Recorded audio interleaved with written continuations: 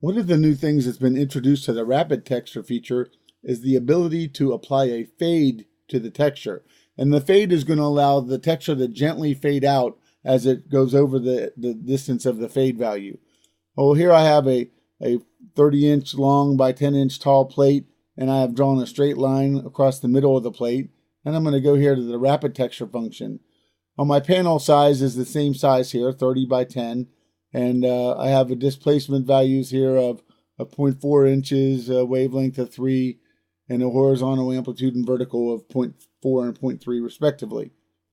Now my parameters here, if I come here and I set my fade to 0 by 0 and hit apply, what I'll see is that the texture is continuous across the whole plate here.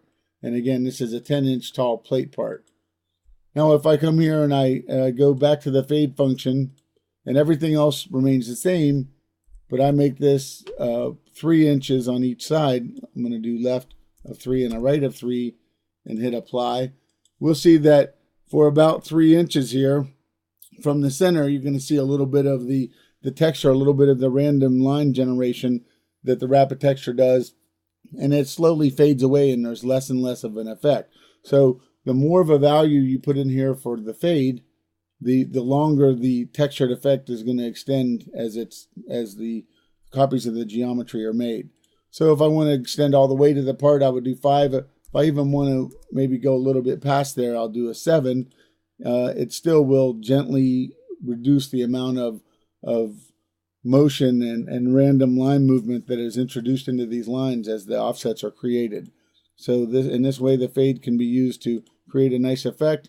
Oh, here we're going to go and do a toolpath. Let's use a 1-inch ball end mill here, and we'll say follow contour and hit apply. And now we'll go to the machining menu, statistics, or simulate 3D. And because it's so important to see what the profile of the tool is going to do, and as it follows the geometries, you really get the best result from previewing a Rapid Texture by doing a 3D rendering. And here we can see that towards the middle, you see a little bit more of the texture. As things go to the edge here, the amount of texture is reduced greatly. So the fade will actually help you reduce the effect of a texture. Now let's take a couple more examples of this. Here's another example where we might come here and use this fade command. And here we just have a series of lines that are kind of at the same angle. So we'll go here and hit apply.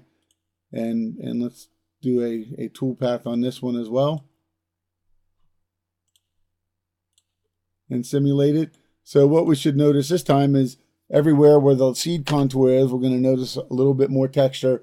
And as it moves away from there, it's going to reduce, and then it'll pick back up because it'll come close to another contour again.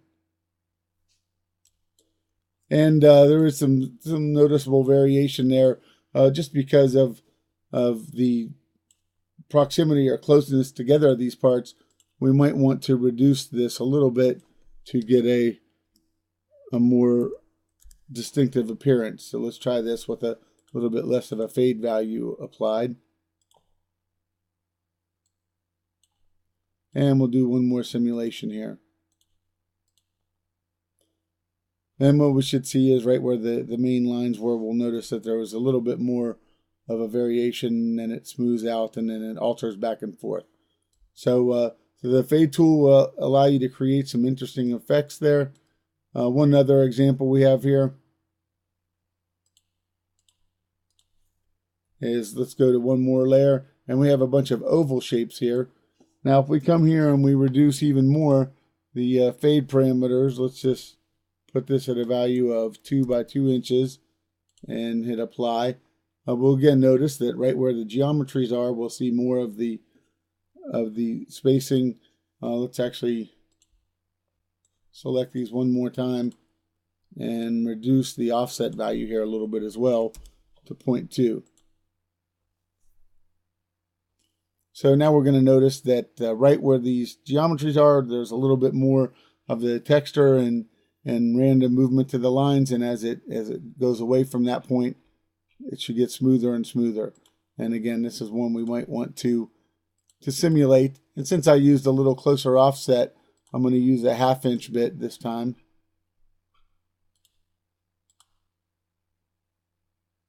1/2" ball nose tool to do the cutting. Oh, let's come here one last time to the simulation, and we will have it simulate all the way through here. And sometimes to see the pattern, you do have to wait until the whole effect takes place of the cutting. Then we can see right where the ovals were, you have a little bit deeper movements, and the spacing in between the ovals, you have a little bit of a softer texture. So this is the way, a few different ways to use the fade tool to create some interesting results and in route using rapid texture.